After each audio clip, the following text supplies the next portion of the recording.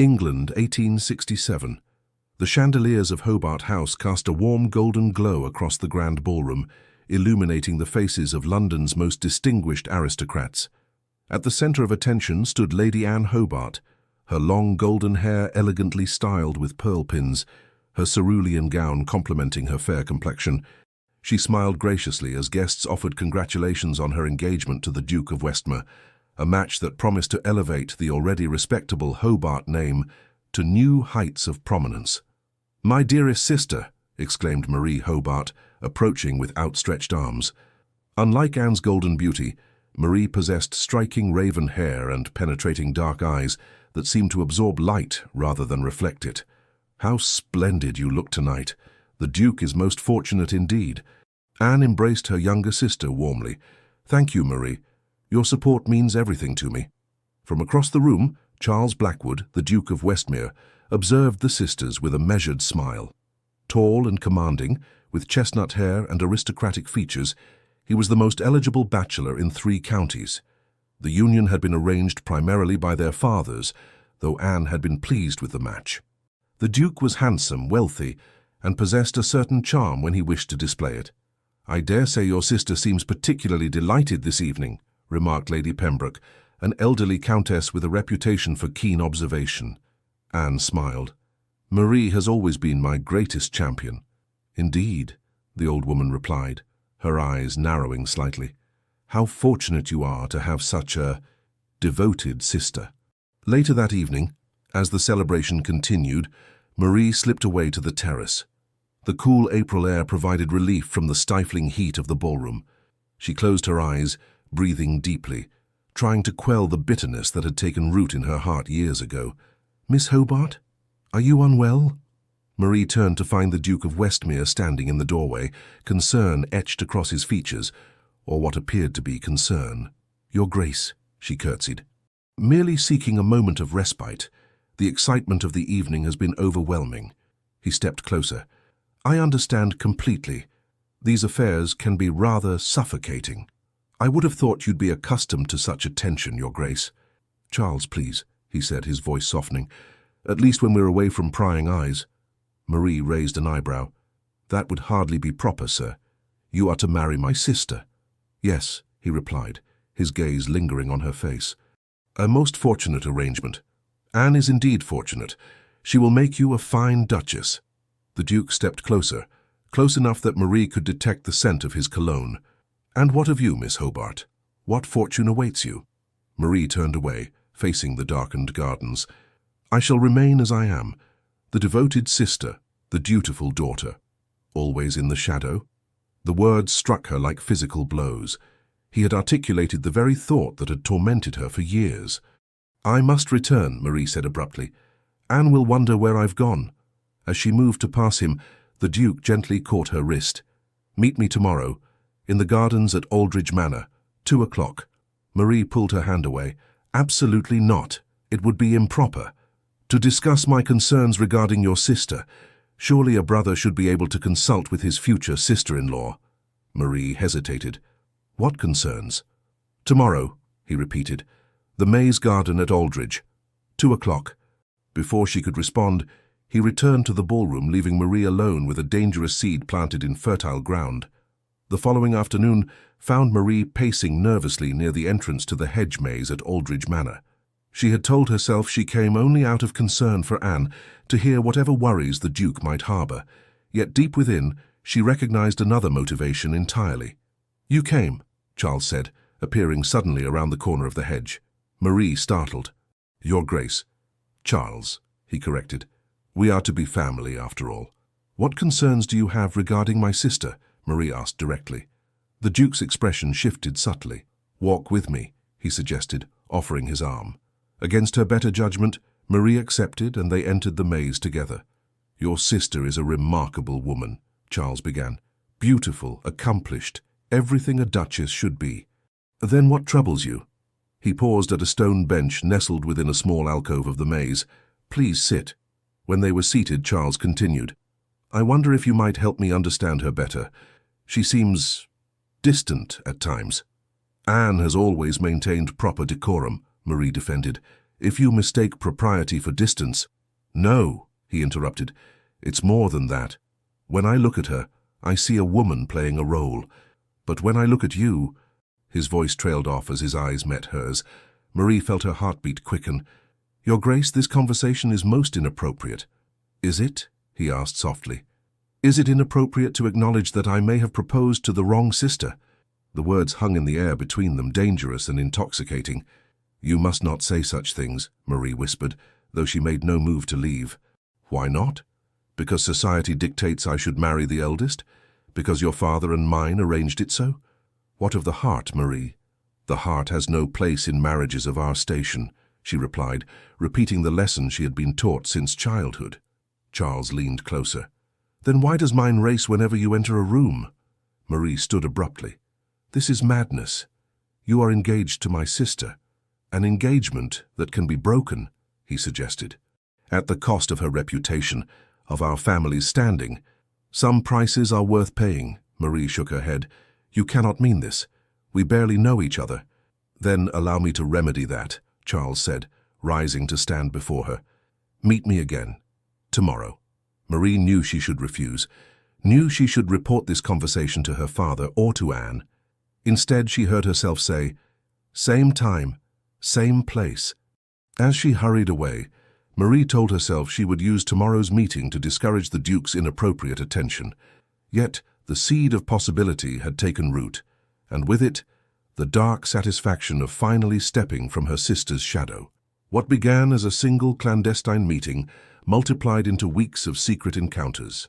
What started as curiosity transformed into obsession, and what Marie initially justified as mere conversation evolved into forbidden touches and whispered promises. The bitterness she had harbored for years found expression in her growing attachment to Charles, attachment that, to her surprise, seemed genuinely returned. 3 weeks before Anne's wedding, the scandal broke. The Duke of Westmere publicly announced the termination of his engagement to Lady Anne Hobart, and, in the same breath, declared his intention to marry her younger sister, Marie. Society was aghast, the Hobart family was devastated, and Anne, gentle, trusting Anne, was shattered. The drawing room of Hobart House had never felt so suffocating. Anne sat rigidly on the settee, her face a mask of composure that belied the turmoil within. Opposite her, her father, Lord Edmund Hobart, paced furiously, his face flushed with rage and humiliation. "A disgrace," he thundered. "An absolute disgrace. How could she do this to our family? To you?" Lady Eleanor Hobart dabbed at her eyes with a lace handkerchief. "I never thought Marie capable of such treachery." Anne stared at the intricate pattern of the Persian rug beneath her feet. 3 days had passed since Charles had publicly broken their engagement. 3 days of whispers and pitying glances. 3 days of pretending she wasn't dying inside. "What will become of you now?" her mother lamented. "The season is half over, and every eligible bachelor believes you somehow deficient, having been cast aside for your own sister." "Eleanor," Lord Hobart admonished, "mind your words."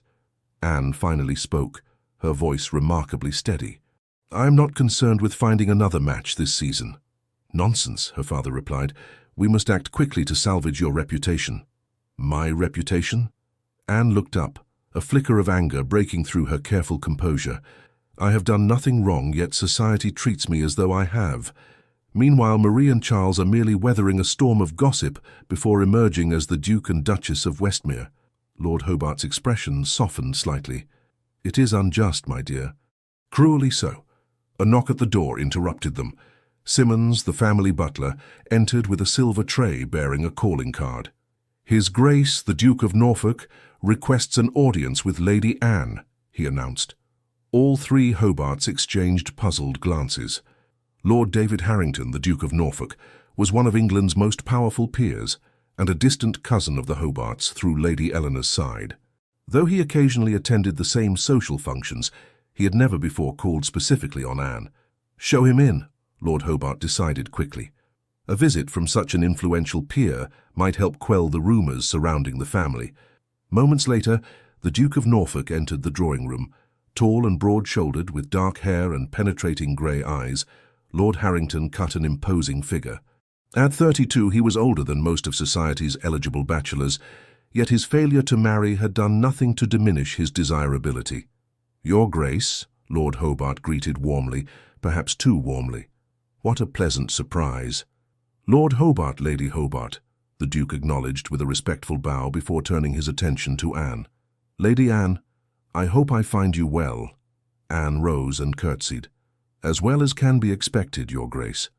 An uncomfortable silence descended upon the room, broken when Lady Hobart suddenly declared, "Edmund, I believe we have that matter to attend to in the library." Lord Hobart looked momentarily confused before understanding dawned. "Ah, yes, that urgent matter. If you'll excuse us, Your Grace.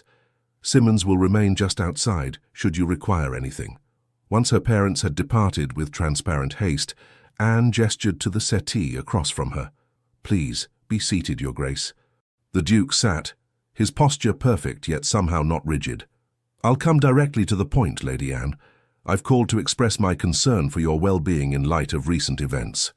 Anne's carefully constructed facade threatened to crumble at this unexpected kindness. "That is most considerate, Your Grace, though hardly necessary." "On the contrary, I believe it entirely necessary," he countered. "What has transpired is unconscionable." "These things happen in society," Anne said, repeating the platitude her mother had been offering to curious callers. "No," Lord Harrington said firmly, "they do not among honourable people." The bluntness of his response startled Anne into honesty. "Then perhaps my sister and the Duke of Westmere are not honourable people." "Perhaps not," he agreed, "though I confess my concern lies not with their characters, but with the injury done to you." Anne studied him, trying to discern his purpose. "Why should my situation concern the Duke of Norfolk? We are but distant relations, who have exchanged no more than polite greetings at various functions." Something flickered in his grey eyes. Discomfort, perhaps, or uncertainty. "I have observed you from afar, Lady Anne. Your grace, your kindness to others, your genuine interest in the less fortunate. These qualities are rare in our circles." "You have observed me?" Anne repeated, astonished. Lord Harrington cleared his throat. "Perhaps observed is not the right word. Noticed, admired, from a respectful distance, I assure you." "For how long?" 3 years, he admitted. "Since Lady Thornbury's midsummer ball, when you spent the evening reading to her blind father rather than dancing." Anne remembered that night. Most of society had considered her decision to attend the elderly Viscount rather than participate in the festivities as peculiar at best, pitiable at worst.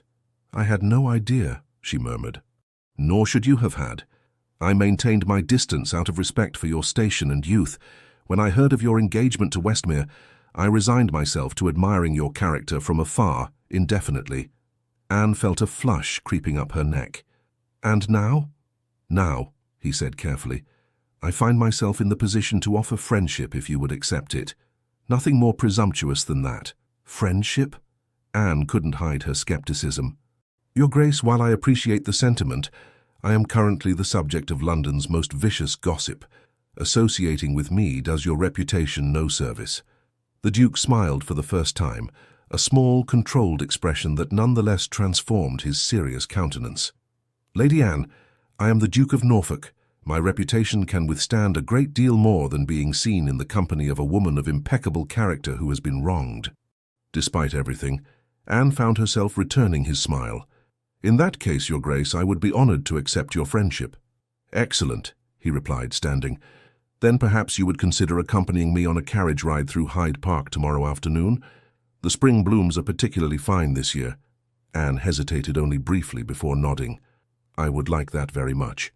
After the Duke had departed, Anne remained in the drawing-room, contemplating this unexpected turn of events. For the first time since the scandal broke, she felt something other than humiliation and betrayal. It wasn't happiness, not yet, but perhaps the first tentative step toward it. The following weeks brought dramatic changes to Anne's life. While Marie and Charles faced a measured but significant social backlash for their actions, Anne found herself unexpectedly shielded by the formidable protection of the Duke of Norfolk's attention. Lord Harrington was true to his word, offering friendship without presumption. Their carriage rides became a regular occurrence, gradually expanding to include visits to exhibitions, attendance at concerts, and even charitable endeavours that Anne had long wished to pursue but had never found support for within her own family. Through these shared experiences, Anne discovered a man far different from the somber, intimidating figure she had previously perceived. David Harrington possessed a quiet wit, a brilliant mind, and a compassionate heart carefully concealed behind his reserved exterior. Most surprising of all was his genuine interest in her opinions and ideas, a novelty that both flattered and puzzled her. "You seem surprised whenever I ask your thoughts," he observed one afternoon as they strolled through the British Museum. Anne considered her response carefully. "I suppose I am. The Duke of Westmere rarely sought my opinion on matters of substance." "Then he is even more of a fool than I suspected," David replied. "Your insights are invariably thoughtful and often quite profound." The compliment warmed her, yet stirred an uncomfortable question. "Why did you never approach me before, if you had admired me for so long?" David's pace slowed. "At first it was a matter of propriety. You were quite young and I was cautious. Later, when I learned of your engagement, honor dictated I keep my distance." "And now?" Anne pressed. "Is it pity that motivates your attention?" David stopped walking entirely, turning to face her with an intensity that made her breath catch. "Pity? No, Lady Anne. Admiration, respect, and a deepening affection that I dare not name fully, but never pity." The honesty in his expression left her momentarily speechless. "Forgive me," he said, resuming their walk. "I spoke too boldly." "No," Anne replied softly. "I asked and you answered truthfully. That is refreshing." As spring gave way to early summer, Anne found herself healing in ways she had not thought possible. The pain of Marie's betrayal remained, but its sharp edges had begun to dull. In its place grew something new, a quiet appreciation for David's steady presence, his unwavering support, and the way his rare smiles seemed increasingly reserved for her alone. Then came the invitation that threatened her fragile peace. Charles and Marie Blackwood, Duke and Duchess of Westmere, requested the honor of her company at a small dinner party celebrating their 1-month wedding anniversary. "You cannot possibly be considering attending," Lady Eleanor exclaimed when Anne mentioned the invitation. Anne traced the embossed lettering with her fingertip. "I believe I must." "Must? Why on earth would you subject yourself to such an ordeal?" her mother demanded. "Because avoiding them forever is impossible in our circles," Anne explained. "Better to face them now on my terms than be ambushed at some larger function." Lord Hobart, who had been silently observing the exchange, nodded. "There is wisdom in that approach." "Edmund," Lady Eleanor protested. "The girl is right, Eleanor. This confrontation is inevitable. Better to have it done with." Anne squared her shoulders. "I shall ask the Duke of Norfolk to accompany me." Her mother's expression shifted instantly from outrage to calculation. Yes, that would be most appropriate. His presence would certainly strengthen your position." That evening, Anne penned a note to David explaining the situation and requesting his company. His response arrived the following morning, a simple message assuring her of his support and offering to call for her in his carriage on the appointed evening. When that evening arrived, Anne dressed with particular care, selecting a gown of deep sapphire silk that highlighted her fair coloring. If she must face her sister and former fiancé, she would do so looking her absolute best. "You are a vision," David said softly when she descended the stairs to meet him. "Thank you," she replied, accepting his arm. "I confess I am in need of courage tonight." His hand covered hers where it rested on his arm. "You possess more strength than you know, Lady Anne, but whatever you lack I shall gladly provide." The journey to Westmere House passed in comfortable silence, each lost in private thoughts. As the carriage approached the impressive mansion, Anne felt a flutter of anxiety in her chest. "We need not stay long," David assured her. "A brief appearance, polite conversation, and a timely departure." Anne nodded gratefully. A sound strategy. The Duke of Westmere and his new Duchess received their guests in the grand foyer. Anne steeled herself as they approached, her hand tightening involuntarily on David's arm. "Lady Anne," Charles greeted, his expression carefully neutral. "How kind of you to accept our invitation." "Your Grace," Anne replied with a perfect curtsy. "One must observe the proprieties." Charles's jaw tightened almost imperceptibly at her pointed remark. Marie stepped forward, her dark eyes seeking Anne's. "Sister, Duchess," Anne interrupted smoothly. "You look well. Marriage clearly agrees with you." A flash of hurt crossed Marie's face before she composed herself. May I present my husband to your companion? Of course, Anne replied. Your Grace, may I introduce Lord David Harrington, Duke of Norfolk? Your Grace, the Duke and Duchess of Westmere. The men exchanged terse bows, sizing each other up with the practiced assessment of aristocrats accustomed to measuring power and influence. Norfolk, Charles acknowledged. I don't believe I've had the pleasure of hosting you before. Indeed not, David replied coolly. I select my social engagements with great care. The implied slight was subtle but unmistakable. Before Charles could respond, a butler announced dinner, providing a timely interruption to the tense exchange. Throughout the meal, Anne maintained a facade of perfect composure, contributing to the general conversation without directly engaging either Charles or Marie. David remained attentive at her side, his steady presence a balm to her frayed nerves. As the gentlemen prepared to withdraw for port and cigars, leaving the ladies to their coffee, Charles approached Anne. "Might I have a private word?" he asked quietly. Anne hesitated, glancing at David, who had paused in the doorway. "A brief conversation in the adjoining sitting room," Charles clarified, with the door open, of course. After a moment's consideration, Anne nodded. "Very well." David's expression darkened with concern. "I shall remain within view," he assured her, before reluctantly joining the other gentlemen. In the sitting room, Charles maintained a respectful distance, his hands clasped behind his back. "I wish to offer an apology," he began. "My actions caused you pain and embarrassment, which was never my intention." Anne regarded him steadily. "What was your intention, then?" Charles hesitated. "I discovered feelings I could neither ignore nor suppress. It was wrong of me to pursue them while engaged to you, and for that I am truly sorry." Anne felt a curious lightness as she realized the pain of his words had diminished considerably. "You loved her from the start, didn't you? Even while courting me?" "No," he insisted. "Our engagement was genuine, but as I came to know Marie, something changed." "Something changed," Anne repeated softly. "Yes, I believe I understand that now." Charles studied her face, his expression shifting to one of curiosity. "Norfolk seems quite devoted. Lord Harrington has been a true friend during a difficult time," Anne replied carefully. "Just a friend," Charles pressed, a note of something like jealousy in his voice. Anne felt a flash of indignation. "That is hardly your concern anymore, Your Grace." "No," he conceded. "I suppose it isn't." From the doorway, Marie's voice interrupted them. "The ladies are retiring to the music room, Anne. Will you join us?" Anne turned to find her sister watching them with undisguised apprehension. The sight stirred a complex mixture of emotions, anger, loss, and an unexpected pang of pity. "Of course," she replied, moving toward the door without a backward glance at Charles.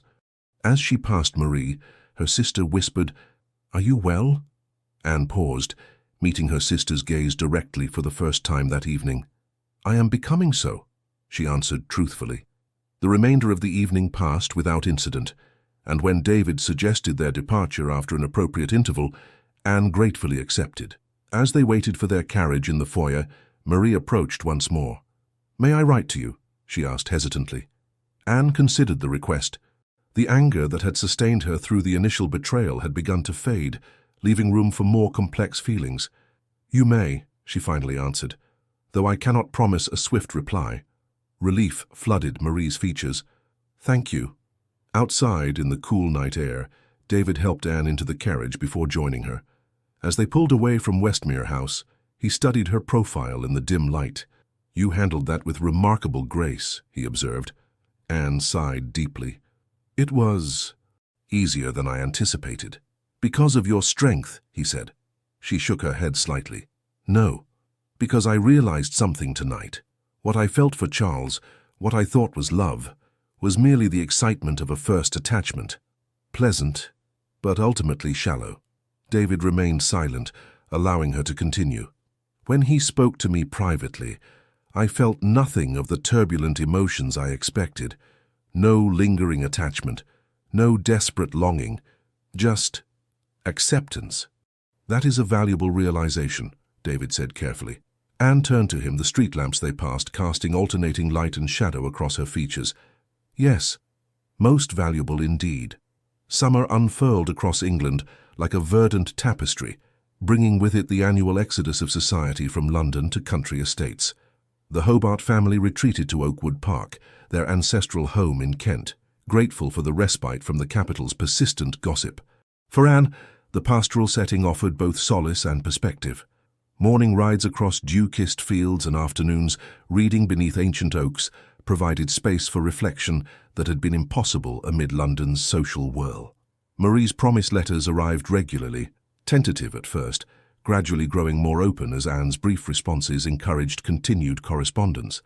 Through these exchanges, Anne began to piece together a clearer understanding of her sister's actions. "I have no right to ask your forgiveness," Marie wrote in one particularly candid letter. "What began as petty jealousy transformed into something I neither expected nor controlled. I told myself Charles truly loved me, that it justified everything. Only now do I understand the pain we caused you." Anne found, somewhat to her surprise, that forgiveness was gradually becoming possible. The process was neither swift nor simple, but the crushing weight of betrayal had begun to lift, allowing her to contemplate a future unmarred by bitterness. That future, she increasingly realized, featured David Harrington with remarkable consistency. Though he had returned to his own estate in Derbyshire, his letters arrived weekly, thoughtful, engaging missives that Anne found herself anticipating with growing eagerness. In early August, an invitation arrived from Lady Caroline Brentwood, a mutual acquaintance whose estate bordered Norfolk's lands. Her summer house party would bring together a select group of guests for 2 weeks of leisure and entertainment. "You must accept," Lady Eleanor insisted when Anne mentioned the invitation.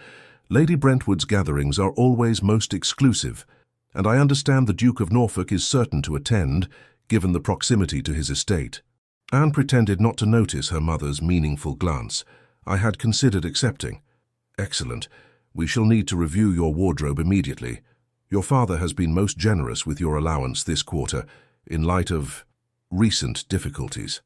Recent difficulties, her mother's preferred euphemism for Anne's broken engagement and subsequent scandal. Still, Anne recognized the genuine concern beneath her mother's mercenary considerations. "Thank you, Mother. I shall write to Lady Brentwood today." 2 weeks later, Anne found herself settled in a beautifully appointed guest chamber at Brentwood Hall, a handsome Palladian mansion nestled among rolling hills and ancient woodland. Lady Caroline, a vivacious widow in her 40s, had welcomed Anne with particular warmth. "My dear Lady Anne, how delighted I am that you've joined us," she exclaimed, linking her arm through Anne's as she personally escorted her to her chambers. "I've placed you in the East Wing. The morning light is simply divine, and the views of the rose garden are unparalleled." "You're most kind, Lady Brentwood," Anne replied, genuinely touched by the considerate gesture. "Caroline, please," the older woman insisted. "And it's not kindness at all, merely sensible hostessing. The right setting can make all the difference to a guest's experience." As they reached Anne's assigned room, Caroline paused, her expression becoming more serious. "I should mention that I've invited your sister and her husband as well." Anne stiffened slightly. "I see. If that presents difficulties, I can arrange—" "No," Anne interrupted gently. "We must all learn to coexist in society. Better here among friends than elsewhere." Caroline studied her face. "You're a remarkable young woman, Anne Hobart, far more resilient than many give you credit for." "Thank you," Anne replied simply. "Rest now," Caroline suggested. "We gather for drinks on the terrace at 7, dinner at 8, and I believe Lord Harrington is expected to arrive tomorrow morning." With that parting information, delivered with a knowing smile, Caroline departed, leaving Anne to settle into her accommodations. The first evening passed pleasantly enough. Marie and Charles had not yet arrived, allowing Anne to become acquainted with the other guests without the complication of their presence. She retired early, citing fatigue from travel, though in truth she wished to be well rested for David's arrival the following day. Anne woke to brilliant sunshine streaming through her windows. After breakfast with the other early risers, she decided to explore the extensive gardens for which Brentwood Hall was renowned. Armed with a parasol against the August sun, she wandered the formal parterres before discovering a winding path that led to a secluded rose garden enclosed by ancient yew hedges. The garden was a riot of late summer blooms, damasks and centifolias displaying their final flush of the season, while hardier varieties still offered abundant blossoms. Anne inhaled deeply, savoring the mingled fragrances. "I thought I might find you among the flowers."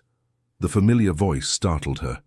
Anne turned to find David standing at the garden entrance, his tall figure silhouetted against the green hedge behind him. "Your Grace," she greeted, unable to suppress the smile that rose to her lips. "You've arrived earlier than expected." "I found myself eager to reach my destination," he replied, approaching her. "The roads were kind, and my horses swift. Lady Brentwood will be pleased by your promptness." David's expression suggested Lady Brentwood's pleasure was not his primary concern. "You look well, Lady Anne. The country air agrees with you. Thank you. Oakwood Park has been a sanctuary these past weeks. And your correspondence? Has that provided any comfort?" The question held a note of uncertainty, rare in his usually confident manner. "More than you know," Anne admitted. "Your letters have been a great source of pleasure." The word seemed inadequate to describe the anticipation with which she received his correspondence, the care with which she composed her replies, but it was all she dared express. "I am glad," he said simply. They strolled together through the garden, conversation flowing easily between them, as they re-established the comfortable rapport that had developed during their time in London. David spoke of his estate, of agricultural improvements and tenants' concerns. Anne shared her observations of rural life and her renewed interest in botanical drawing. "I should like to see your sketches sometime," David said. "They're amateurish at best," Anne demurred. "I doubt that very much. You approach everything with such care and attention. I imagine your drawings reflect that same dedication." The compliment, delivered with such sincerity, warmed her. "Perhaps I shall show you one day." "I shall hold you to that promise," he replied with a smile. They had completed a full circuit of the rose garden when the sound of approaching voices reached them. Anne recognized her sister's laugh immediately, followed by the deeper tones of Charles responding to something Marie had said. David noticed her sudden tension. "Shall we depart? There are other gardens to explore." Before Anne could respond, Marie and Charles rounded the corner, stopping abruptly at the sight of them. "Anne!" Marie exclaimed, surprise evident in her voice. "Good morning." "Good morning, Marie, Your Grace," Anne replied, inclining her head in greeting. "Norfolk," Charles acknowledged, his expression guarded. "Westmere," David returned coolly. The air between them crackled with unspoken tension. Marie glanced anxiously between the men before addressing Anne again. "Lady Brentwood mentioned you'd arrived yesterday. I had hoped to speak with you before dinner." "I'm sure we'll have ample opportunity over the coming days," Anne replied, neither encouraging nor dismissing the overture. David placed a protective hand at the small of her back. "We were just about to explore the woodland walk. Perhaps we shall see you at luncheon." Without waiting for a response, he guided Anne toward a path leading away from the rose garden. Once they were out of earshot, Anne released a breath she hadn't realized she was holding. "Thank you," she said quietly. "For what?" "For understanding. For not forcing a prolonged interaction." David's expression softened. "I would never wish to cause you discomfort, Anne."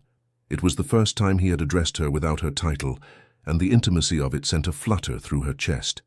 Rather than correcting him or drawing attention to the familiarity, she simply smiled, letting the moment exist between them. They spent the remainder of the morning exploring the estate's extensive grounds, returning to the house just as the luncheon bell sounded. The next several days established a pleasant rhythm. Mornings spent in various activities arranged by their hostess, afternoons left to guests' discretion, and evenings filled with music, cards, and conversation. Anne found herself gravitating toward David's company whenever possible, a preference their hostess seemed to encourage, with subtle manipulations of seating arrangements and activity pairings. Marie made several attempts to engage Anne in private conversation, which Anne neither encouraged nor rebuffed, maintaining a polite distance that gradually softened as the days passed. On the 5th day of the house party, Caroline announced a picnic excursion to a picturesque ruined abbey located on the estate's grounds. The weather proved perfect, warm sunshine tempered by a gentle breeze, fluffy white clouds drifting across an azure sky. As the guests scattered across the grassy expanse surrounding the ancient stone ruins, Anne found a quiet spot beneath the shade of a sprawling oak. David, who had been engaged in conversation with their host, soon joined her. "May I?" he asked, gesturing to the empty space beside her on the blanket. "Of course," she replied, making room for him. They sat in comfortable silence for a moment, watching the other guests. Marie and Charles were visible some distance away, examining the crumbling architecture of the Abbey's remaining walls. "You seem more at ease in their presence," David observed. Anne considered this. "I am, I suppose. Time has not healed exactly, but perhaps numbed the worst of it. And your correspondence with your sister, has that helped?" "Surprisingly, yes," Anne admitted. "I won't pretend to understand fully what transpired between them, but I've begun to accept that feelings cannot always be controlled or directed as propriety might demand." David's expression grew thoughtful. "No, they cannot, though actions in response to those feelings remain a choice." "True," Anne agreed. "Their actions were wrong, regardless of their feelings. But I find I can no longer sustain the energy required to hate them for it." "That is not weakness, but strength," David said firmly. "The truly strong can afford to be merciful." Anne studied his profile against the sunlit landscape. "You are a remarkable man, David Harrington." His eyes met hers, surprise and pleasure evident in his gaze. "As you are a remarkable woman, Anne Hobart." The moment stretched between them, charged with unspoken meaning.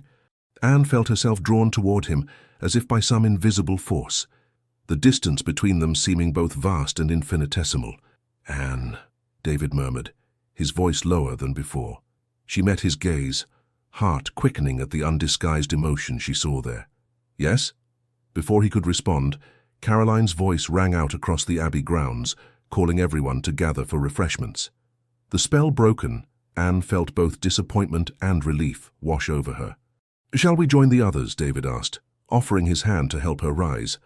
"Yes, I suppose we must," Anne replied, taking his hand and feeling a curious reluctance to release it once she was standing.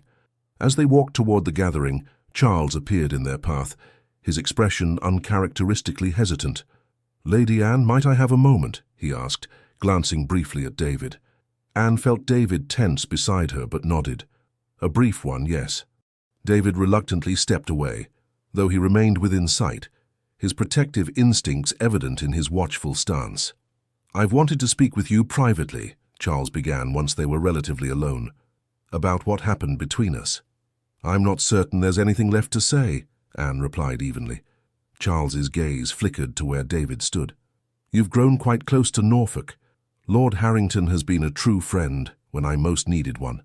"Just a friend," Charles pressed, his tone suggesting something more. Anne studied him, puzzled by his interest. "That is hardly your concern anymore, Your Grace." "No," he conceded, then hesitated before adding, "I sometimes wonder if I made a mistake." Anne's eyes widened. "A mistake? You're married to my sister." "Yes, of course," Charles said quickly, "and I care for her deeply. But seeing you again, especially in Norfolk's company, I find myself remembering what might have been." Anne felt a surge of indignation. "What might have been? You relinquished any right to such speculation when you broke our engagement." "I know," he admitted. "It was unpardonably selfish to say so.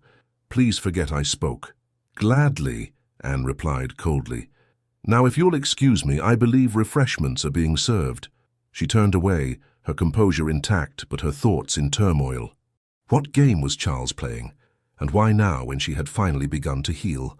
David met her halfway, concern etched on his features. "Are you well? What did he want?" "Nothing of importance," Anne assured him, though her voice trembled slightly. "A misguided attempt at, I'm not entirely sure what."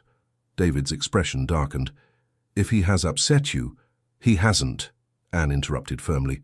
"Not in the way you might think. I'm merely confused by his behavior."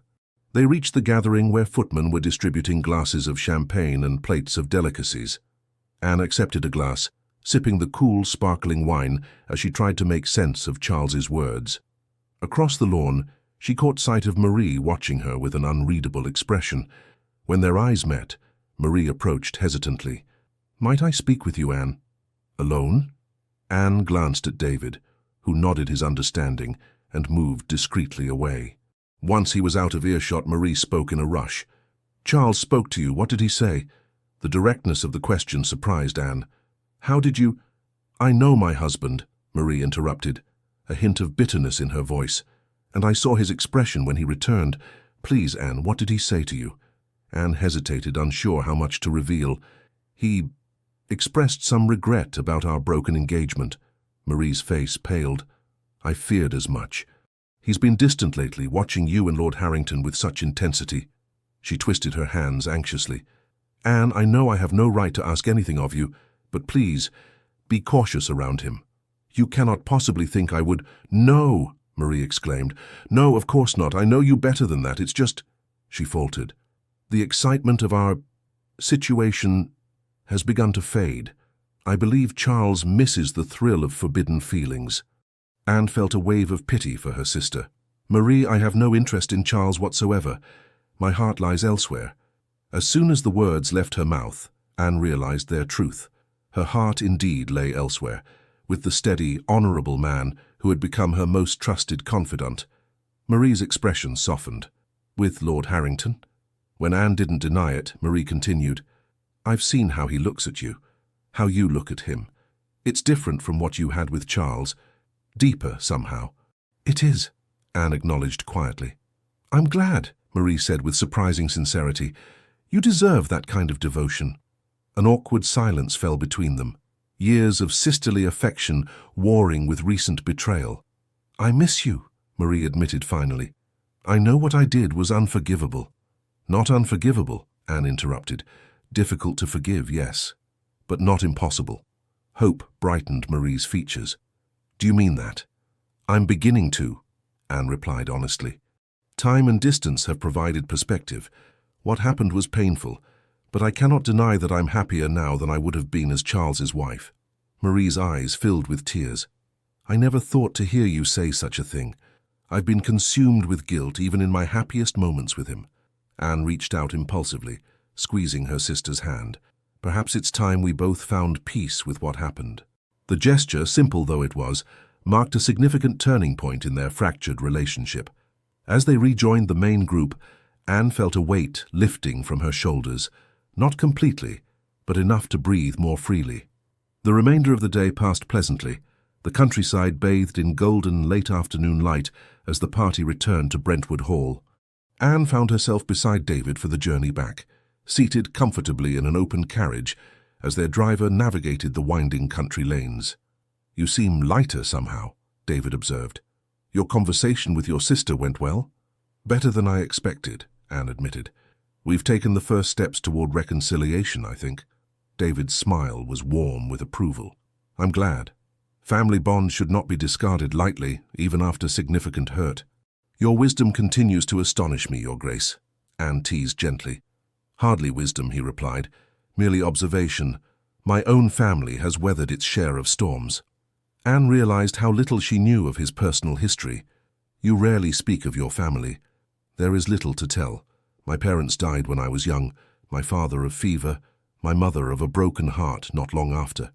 I was raised primarily by my grandfather, the previous Duke. I'm sorry for your losses, Anne said softly. David's expression grew distant. My grandfather was a good man, if stern. He taught me the responsibilities of my position, the importance of honor and duty, but there was little warmth in our home after my mother's passing. Is that why you never married? Anne asked, then immediately regretted her boldness. Forgive me, that was impertinent. Not at all, David assured her. And yes, perhaps that contributed. I saw little evidence of love in marriages around me, merely arrangements of convenience and advantage. I decided I would either marry for deeper reasons or not at all. The carriage rounded a bend, bringing Brentwood Hall into view, its windows glowing amber in the setting sun. And now? Anne asked, her voice barely above a whisper. David's gaze met hers, intense and unwavering. Now I find myself reconsidering that position, quite significantly. The implications of his words hung between them as the carriage rolled to a stop before the house. Before Anne could respond, footmen appeared to assist them, and the moment for intimate conversation passed.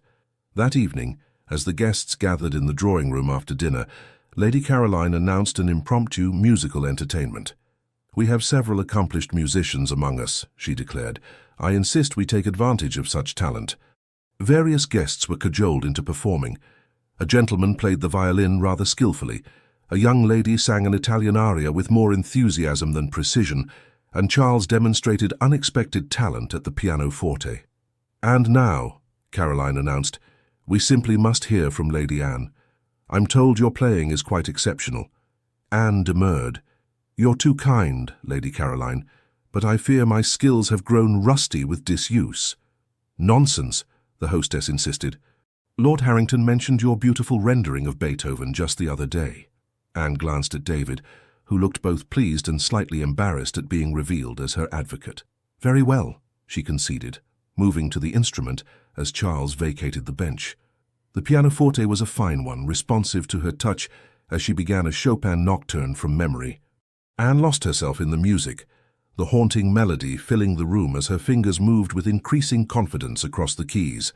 When she finished, the applause was genuine and appreciative. She looked up to find David watching her with such undisguised admiration that her cheeks grew warm.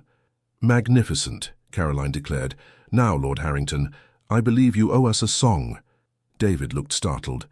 "I fear you're mistaken, Lady Caroline. I possess no musical talent whatsoever." "Then recite something for us," she persisted. "Poetry, perhaps? Every educated gentleman has a verse or two committed to memory." Cornered, David rose and took a position near the fireplace. "Very well. A brief selection from Tennyson, if I may." Anne watched as he composed himself, surprised by this unexpected development. When he began to speak, his rich baritone gave new dimension to the familiar lines. "Now sleeps the crimson petal, now the white, nor waves the cypress in the palace walk, nor winks the gold fin in the porphyry font. The firefly wakens, waken thou with me." His eyes found Anne's as he continued, the words taking on intimate significance between them. "Now folds the lily all her sweetness up, and slips into the bosom of the lake. So fold thyself, my dearest, thou, and slip into my bosom and be lost in me."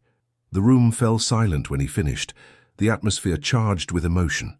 Anne felt her heart racing, the poet's words and David's gaze combining to create a moment of profound connection. Caroline broke the spell with enthusiastic applause. "Splendid! I had no idea you had such a gift for recitation, Lord Harrington." The evening progressed with more music and conversation, but Anne remained acutely aware of David's presence, of every glance they exchanged, every accidental brush of hands as he passed her a cup of tea. Later, as guests began retiring for the night, David approached her in a quiet corner of the room. "Would you walk with me in the gardens tomorrow morning?" he asked. "There is something I wish to discuss with you." Anne's pulse quickened. "Yes, of course." "After breakfast?" "Perfect," he replied, his smile warming his serious features. "Until then, sweet dreams, Lady Anne." She watched him depart, a curious mixture of anticipation and anxiety fluttering in her chest. Something had shifted between them, something significant and irrevocable. In her chamber that night, Anne stood by the window, gazing out at the moonlit gardens where she would meet David tomorrow. Whatever he wished to discuss, she sensed it would change her life forever, and found herself embracing that change with open arms. Dawn arrived with gentle insistence, pale golden light filtering through the curtains of Anne's chamber. She had slept fitfully, her dreams filled with fragments of poetry and David's voice. Now, fully awake, she found herself both eager for and apprehensive of their morning meeting. After a careful toilette, Anne selected a walking dress of pale blue muslin, simple yet becoming, with a fitted bodice and flowing skirt suitable for a country morning. Her maid arranged her golden hair in a neat chignon, adorned with a single blue ribbon that matched her gown. "You look particularly lovely this morning, my lady," the maid observed as she adjusted a final pin. "Thank you, Fletcher," Anne replied, a slight blush colouring her cheeks. "That will be all for now." Breakfast was a casual affair at Brentwood Hall, with guests appearing as they pleased between 8 and 10. Anne found the dining room relatively empty when she arrived, with only a few early risers present. David was not among them, which simultaneously disappointed and relieved her. She managed a light meal of toast and tea, exchanging pleasant conversation with an elderly countess while inwardly counting the minutes. At 9:30 she excused herself and made her way toward the garden terrace. The morning was perfect, warm sunshine tempered by a gentle breeze, the gardens fragrant with late summer blooms. Anne followed the familiar path to the rose garden where she had first encountered David upon his arrival at Brentwood Hall. The symmetry seemed appropriate somehow, He was already there, standing beside a marble bench, his tall figure silhouetted against the verdant hedge behind him. When he turned and saw her, his expression brightened perceptibly. "Lady Anne," he greeted, moving forward to meet her. "You look beautiful this morning." "Thank you, Your Grace," she replied, suddenly shy under his admiring gaze. "It's a lovely day for a walk." "Indeed," he agreed, offering his arm. "Shall we?" They strolled in companionable silence for a time, following the winding paths through immaculately tended gardens. Anne sensed David gathering his thoughts, and did not press him, content to wait until he was ready to speak. Eventually they reached a secluded alcove, furnished with a stone bench overlooking a small, ornamental pond. David guided her to the bench, and once she was seated, took a position beside her, maintaining a proper distance while still conveying intimacy. "I've rehearsed this conversation a dozen times," he began with uncharacteristic hesitation. "Yet now I find myself struggling for words." Anne's heart quickened. "Sometimes the simplest words are best," she suggested softly. David smiled at that. "Wise counsel, as always." He took a deep breath. "Very well then. Simple words. Anne Hobart, from the moment I first truly saw you, not merely observed but saw, I have admired you deeply." Anne remained silent, scarcely breathing as he continued. "Your grace in adversity, your kindness to those around you, your quiet strength, these qualities captivated me long before recent events brought us into closer acquaintance. What began as admiration has grown into something far more profound." He shifted slightly to face her more directly. "I had resigned myself to admiring you from afar, believing you destined for another.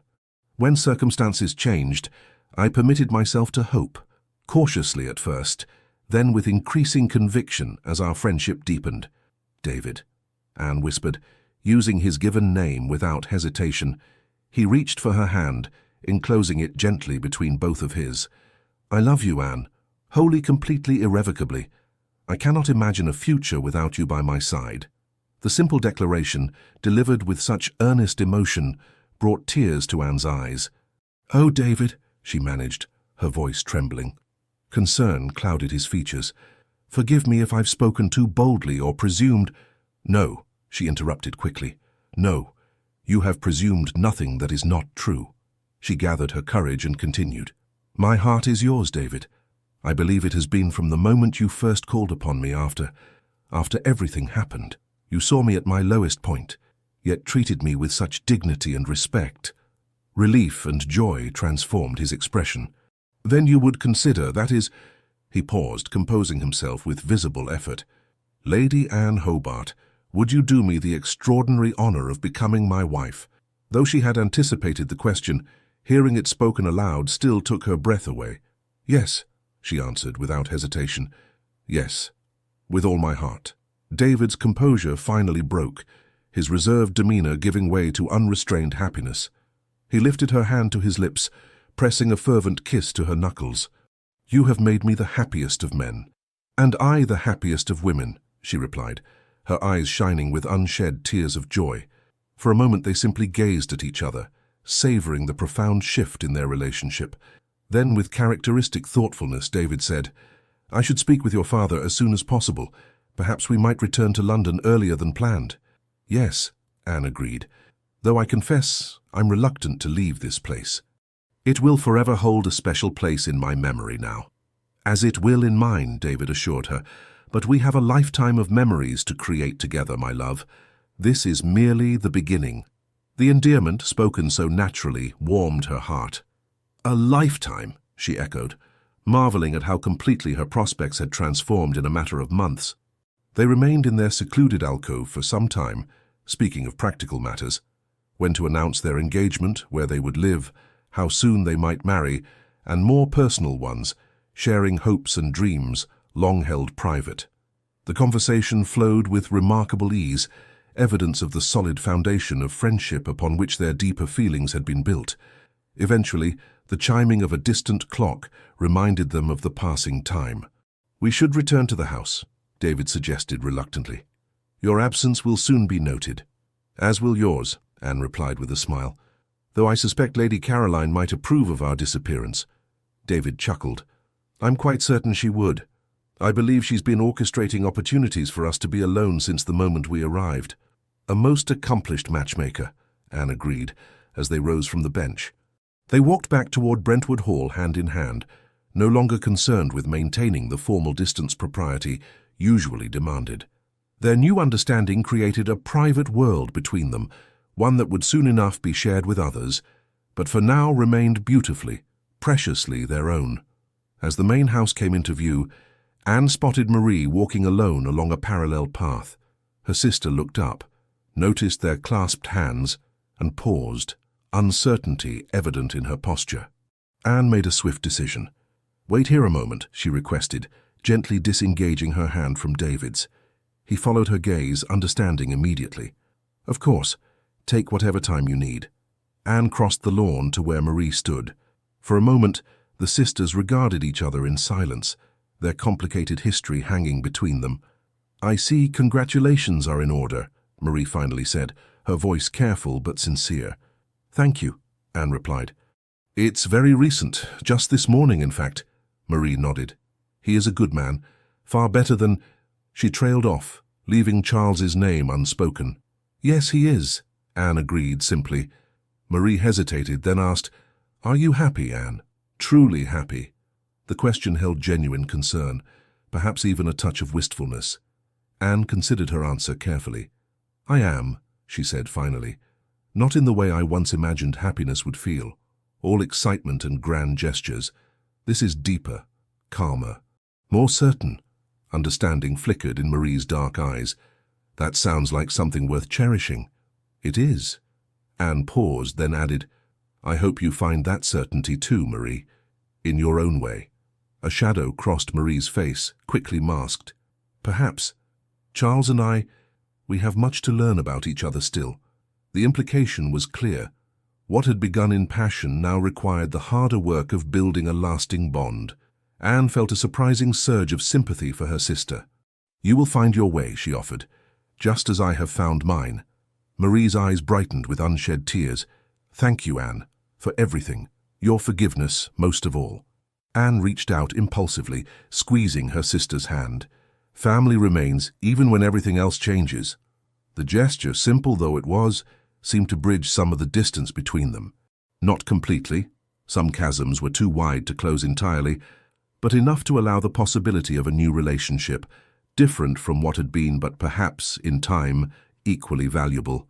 With a final nod of understanding, Anne returned to where David waited. He received her with a questioning look. "All is well?" he inquired gently. "Getting there," Anne replied honestly. "Some wounds heal slowly, but they do heal." David's smile was warm with approval. "How your capacity for forgiveness is remarkable." "Not forgiveness, precisely," Anne clarified. "Understanding, perhaps, and a choice to move forward rather than remain anchored to past hurts." "Wise as well as beautiful," David murmured, offering his arm once more. "Shall we face the house party together, my love?" Anne placed her hand on his arm, feeling the solid strength beneath the fine fabric of his coat. "Together," she agreed. "Now and always." They entered Brentwood Hall side by side, ready to share their joy with the world. Lady Caroline, ever observant, noted their radiant expressions immediately and gave them a knowing smile from across the drawing room. Within hours, news of their engagement had spread throughout the house party. Congratulations flowed, along with speculations about the wedding and the merging of two great estates. Through it all, Anne remained grounded by David's steady presence at her side, his quiet joy matching her own. That evening, during a moment of relative privacy on the terrace, David presented Anne with a ring, an exquisite sapphire surrounded by diamonds, set in platinum. "It was my mother's," he explained as he slipped it onto her finger. "My grandfather gave it to me before he died, saying it should adorn the hand of the woman who would one day hold my heart." Anne admired the way the stones caught the evening light. "It's beautiful, David. I shall treasure it always." "As I treasure you," he replied, raising her hand to his lips. The following day, arrangements were made for their early departure from Brentwood Hall. Lady Caroline, though expressing appropriate disappointment at losing them as guests, was clearly delighted by the outcome of her matchmaking efforts. "I knew from the moment I saw you together in London last season," she confided to Anne as they said their farewells. Such a perfectly suited pair, in intellect, in character, in heart. I merely provided the setting. You two did the rest. Nevertheless, we owe you our gratitude, Anne replied warmly. Brentwood Hall will always hold special memories for us. You must return for your anniversary each year, Caroline insisted. I shall expect it. The journey to London passed swiftly, filled with conversation about their future together. David spoke of Harrington House, his London residence, and Norfolk Park, his country estate in Derbyshire. It needs a woman's touch, he admitted. The house has been without a mistress for too long, but the grounds are beautiful. Rolling hills, ancient woodlands, a lake that reflects the sky perfectly on still mornings. It sounds wonderful, Anne said, already imagining walks together through those woodlands, picnics by the lake, a lifetime of shared moments in their own private paradise. It will be, with you there, David assured her. Everything will be. Lord and Lady Hobart received news of their arrival, and the reason for it with mixed reactions. Lord Hobart was clearly delighted by the match, the Duke of Norfolk representing an even more prestigious connection than the Duke of Westmere had been. Lady Hobart, while pleased with the social elevation, seemed more genuinely moved by her daughter's evident happiness. You look radiant, my dear, she observed, as they sat together in the drawing-room after dinner, the men having retired to Lord Hobart's study to discuss settlements. Positively transformed. I feel transformed, Anne admitted. I never imagined I could be so happy, especially after that unpleasantness with Westmere, her mother finished firmly. Well, it seems that unfortunate episode led to something far better. Norfolk is a fine man, reserved perhaps, but steady and honourable. He is all of those things, Anne agreed, and so much more when you truly know him. Lady Hobart patted her hand. I am pleased for you, Anne, truly pleased. The formal announcement of their engagement appeared in the Times the following week, setting London society abuzz with speculation and congratulations. Letters arrived from friends and acquaintances, including a particularly warm note from Marie. Dearest Anne, words cannot express how truly happy I am for you. Lord Harrington is everything a husband should be, honourable, devoted, and clearly besotted with you. The way he looks at you, it is as if you are the sun around which his world revolves. I pray that you will find in marriage all the joy and fulfillment you so richly deserve. Perhaps in time, our families might find occasions to meet without painful memories overshadowing the present. With deepest affection, Marie. The letter touched Anne deeply, representing another small step toward healing the rift between them. She replied with equal warmth, expressing hope for the future of their relationship as sisters and eventually as friends once more. The months leading to the wedding passed in a whirlwind of preparations. David proved to be an attentive fiancé, involved in planning their future together. While never overwhelming Anne with excessive dictates or demands, they discovered a natural compatibility in tastes and preferences that boded well for their shared life. On a crisp October morning, with autumn colours painting the trees in shades of gold and crimson, Anne Hobart became the Duchess of Norfolk in a ceremony at St. George's, Hanover Square. The church overflowed with aristocracy and gentry, all eager to witness the culmination of what had become London's most romantic tale of the season. Anne wore a gown of ivory silk and Brussels lace, her golden hair adorned with orange blossoms, and a diamond tiara that had belonged to David's grandmother. As she walked down the aisle on her father's arm, her eyes found David waiting at the altar, his expression one of such profound love and reverence that she nearly wept with joy. Their vows were exchanged with steady voices and unwavering certainty. When David placed the gold band on her finger, his hand trembled slightly, the only outward sign of the deep emotion he contained within his dignified exterior. With this ring, I thee wed, he promised, his grey eyes holding hers. With my body, I thee worship, and with all my worldly goods, I thee endow. The ancient words, spoken with such sincerity, sealed their bond before God and man. The wedding breakfast that followed at Hobart House was a sumptuous affair, yet Anne found herself eager for it to end, longing for the moment when she and David would depart for Norfolk Park to begin their life together in earnest. That moment finally arrived in late afternoon. As their carriage pulled away from Hobart House amid a shower of rice and rose petals, David took Anne's hand in his. "Happy, my Duchess?" he inquired, his smile warming his serious features. "Perfectly so, my Duke," she replied, squeezing his hand, "though I can scarcely believe it's real, that you are truly mine, and I yours." "Believe it," he assured her, lifting her hand to his lips. "For all our days, Anne, for all our days." As their carriage carried them toward their future together, Anne reflected on the strange, winding path that had led her to this moment. The pain of betrayal that had once seemed insurmountable had ultimately guided her to a deeper, truer love than she had ever imagined possible.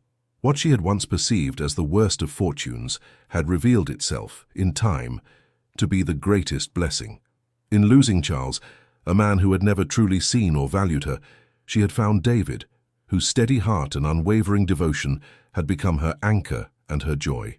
And in that joy, she had also found the strength to forgive, to heal, and to embrace a future brighter than any she had dared to dream.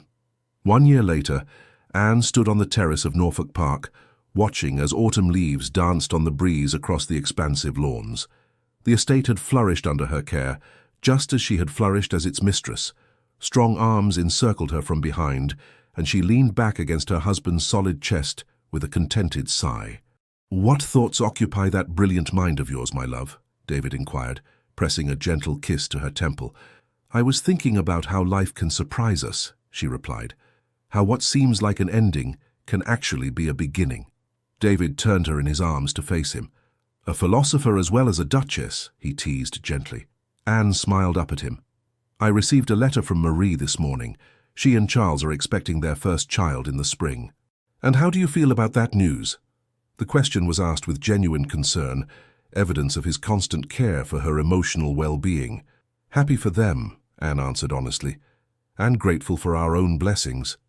Her hand drifted to her own slightly rounded abdomen, where their child grew steadily. The news of her pregnancy, confirmed just a month ago, had brought David to tears of joy, a rare display of unbridled emotion from her usually composed husband. "Speaking of blessings," David murmured, covering her hand with his own, "how are you feeling today?" "Wonderfully well," she assured him. "The morning sickness has finally subsided." Relief softened his features. "Good. I hate to see you unwell, even for such a joyous cause." Anne reached up to touch his cheek. "David Harrington, I would endure far worse to bear your child, though I appreciate your concern." He turned his face to press a kiss against her palm. "I never imagined such happiness was possible," he confessed. "For so many years I observed life rather than truly living it. Now, with you, every moment feels precious and real. Even the ordinary ones," Anne teased gently. "Especially those," he affirmed. "Breakfasting together, reading in the library, walking the grounds. These simple pleasures with you bring me more joy than all the grand occasions of my previous existence." Anne's heart swelled with love for this man who had transformed her life so completely. "I feel the same," she told him. "Every day with you is a gift I never take for granted." Behind them, the great house of Norfolk Park stood solid and welcoming, its windows reflecting the golden autumn light. Before them stretched the vast estate that would one day belong to the child they had created together. And between them flowed the deep, abiding love that had grown from friendship into something far more profound and enduring. "Shall we go in?" David suggested, as a chill breeze rustled the fallen leaves. "Cook has promised your favorite dessert for dinner." Anne nodded, taking his offered arm. "Lead on, my Duke." Together they walked toward the house, two people who had found in each other not merely passion or convenience, but true partnership. Their story, which had begun in betrayal and heartache, had blossomed into one of profound love and lasting joy, proof that sometimes the most difficult journeys lead to the most perfect destinations. Dear listener, tonight, as the stars quietly watch over your rest, allow me to share a truth that Anne revealed to us, not through grand gestures, but in the quiet strength of her heart. She chose herself first, and it was in that simple, sacred act of self-love that true love found its way to her. At the very moment when pain threatened to shape her destiny, Anne did something courageous. She refused to let betrayal define her. She refused to let her heart turn bitter. Instead, she chose peace. She chose dignity. She chose to honor who she was, even if the world had momentarily forgotten. And it's here, dear friend, that your story gently touches hers. You who have lived through seasons of joy and sorrow, who carry within you decades of wisdom, you know that life rarely goes as planned. But you also know this deeper truth. Choosing yourself isn't selfish. It is the most noble act of survival. When Anne walked into that room, where her sister Marie stood as a new duchess beside the very man who had once been promised to her, she didn't go looking for revenge or attention. She went to stand tall, to reclaim her place, to remind herself she was never less than. And it was in that quiet radiance that David, the Duke of Norfolk, saw her, truly saw her, not as someone broken, but as someone beautifully whole. Love found Anne, because she had already found herself. So tonight, as you lay your head to rest, I invite you to remember, it is never too late to choose yourself, to say, I deserve peace, I deserve joy, I deserve to be cared for. And maybe that care starts with something small, a warm cup of tea you prepared just for you, a moment watching the sunset from your favorite window, or simply whispering to yourself, I did my best today, and that is enough. Anne's story reminds us of something gentle yet powerful. When we choose ourselves, life begins to meet us right where we are, sometimes in the form of unexpected love, other times in healing, and often in the soft quiet of a night well lived. Rest well tonight. Feel protected, cherished, and at ease. Tomorrow is a new beginning, a new chance to stand in your light, and when you do, don't be surprised if love, in one of its many forms, begins to find you too. With all our heartfelt gratitude for letting us share these evenings with you, Legends of the Fall team. Thank you for staying with us until the very end of this story. If Anne's journey touched your heart, we invite you to subscribe, like, comment, and share this video with someone who might need a little hope today. Your support, truly from the bottom of our hearts, keeps us motivated to continue creating stories filled with love, redemption, and beautiful twists of fate. And don't go just yet. At the end of this video, another heartfelt story awaits you. Click and be surprised by more unforgettable tales from our world of Legends of the Fall.